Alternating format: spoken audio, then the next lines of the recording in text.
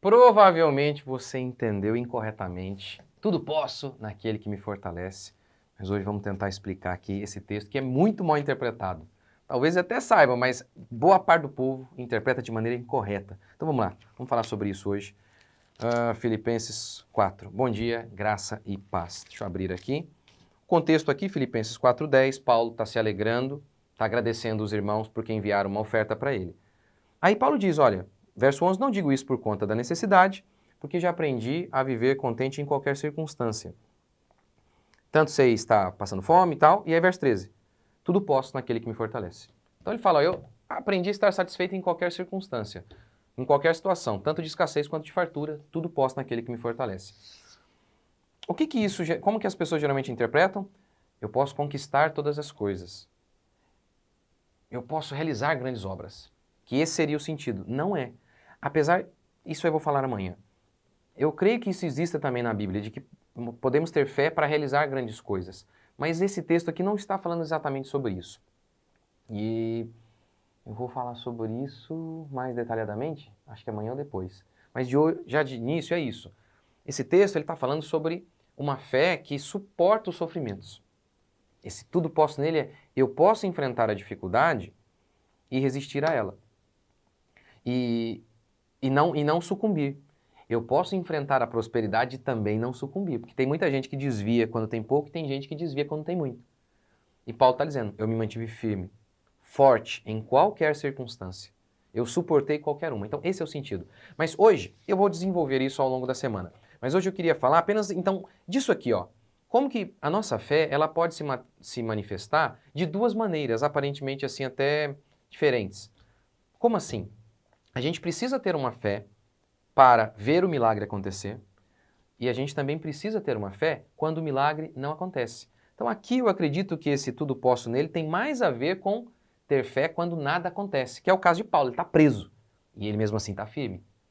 Está firme. Deus não o libertou, não fez o milagre de libertá-lo, mas ele está firme. Então a gente precisa disso. Nós vemos essas duas fés, essa mesma fé com essas duas manifestações, nós vemos isso na Bíblia. Isso é tão importante, porque o que acontece hoje no meio evangélico? Tem um grupo de gente que só acredita nessa fé quando não há milagres. Quando não há milagres, eles falam só sobre isso. Olha, porque esse pessoal aí fica falando de milagre, mas fé mesmo é quando não há milagres. E mesmo assim você se mantém fiel. Não tem nada acontecendo e mesmo assim você se mantém fiel. Isso é a verdadeira fé. E eu concordo, é mesmo. É mesmo. Mas a gente não tem que ter apenas essa fé. A gente também tem que ter a outra, a fé também para milagres. A gente tem que ter as duas, que é a fé para operar milagres e a fé quando não há milagres. Porque é isso que a gente vê na Bíblia. Hebreus 11 é o grande exemplo. O que a gente lê em Hebreus? O que a gente lê em Hebreus? A galeria dos heróis da fé. Mas o que você vê ali? Você vê apenas pessoas que suportaram sofrimentos pela fé? Ou você vê apenas pessoas que superaram sofrimentos pela fé? Vou explicar o que eu estou dizendo. Ali em Hebreus você vê gente que pela fé viu o morto ressuscitar. Teve fé para ver o morto ressuscitar. Mas ali em Hebreus você também vê gente que teve fé para suportar o luto. Em Hebreus você vê pessoas que pela fé fecharam a boca de leões, estilo Daniel. Eles oraram e disseram, Senhor, me livra dos leões. E Deus miraculosamente livrou. Fechou a boca dos leões que não atacaram Daniel. Então, pela fé, viram um milagre. Pela fé, enfrentaram leões e os leões não os atacaram.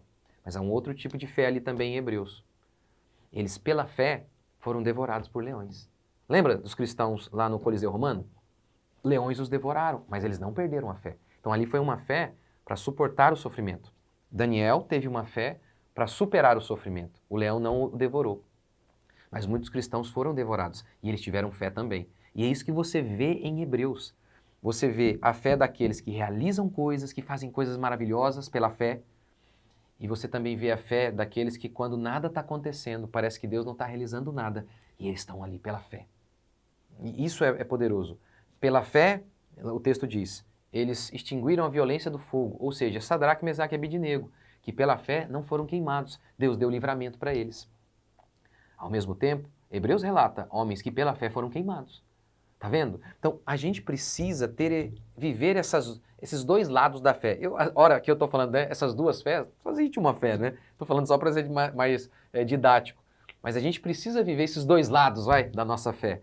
Essa fé para operar milagres e essa fé também quando não há milagre algum. Essa fé para acreditar, por exemplo, que um parente nosso pode se converter. Não importa quão duro ele seja. Já expliquei isso aqui, vou explicar de novo. A fé não é isso aqui não, ó.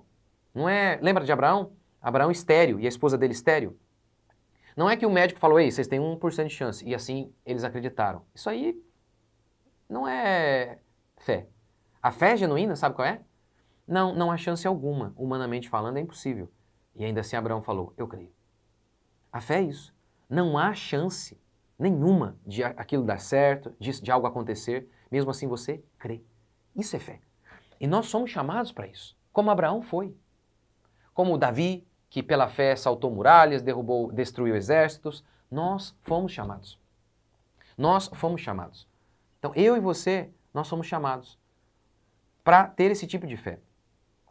Agora a gente também foi chamado para ter a outra, de suportar as dificuldades. Mas aí parece que a gente tem que escolher. Não, a gente não tem que escolher. Quando as dificuldades vierem, ore para que o milagre aconteça. Quando, por exemplo, o espinho na carne de Paulo, o que ele fez? Ele orou para que Deus tirasse. É o que nós devemos fazer. É o que nós devemos fazer. Agora, se Deus falar, não, aí nós teremos fé para suportar o espinho. Porque em Cristo Jesus nós devemos ter fé para ver milagres, para operar milagres, e devemos ter fé quando não há milagre algum. É isso que eu e você precisamos. É isso que eu e você precisamos. É isso que eu e você precisamos. Nós precisamos ter essa fé. A mesma fé que se manifesta dessas duas maneiras. O que você está enfrentando hoje de dificuldade? Ore para que Deus dê livramento. Agora, se Ele não der o livramento do sofrimento, Ele vai te dar força em meio ao sofrimento. Não importa o que Ele venha fazer, mas alguma coisa Ele sempre faz quando nós oramos. Pode não fazer do jeito que nós estamos esperando, mas Ele sempre faz alguma coisa. Vamos orar então? Para que Deus nos encha de fé. Senhor Deus e Pai, te agradecemos por mais uma semana que começa, que o Teu Espírito Santo seja conosco, que a Tua graça seja conosco, que a Tua mão poderosa seja conosco. Bendito seja o Teu nome, Senhor. Bendito seja o Teu nome. Nós pedimos ao Senhor que a Tua mão seja sobre nós, que o Teu cuidado seja sobre nós, que o Teu Espírito Santo seja sobre nós.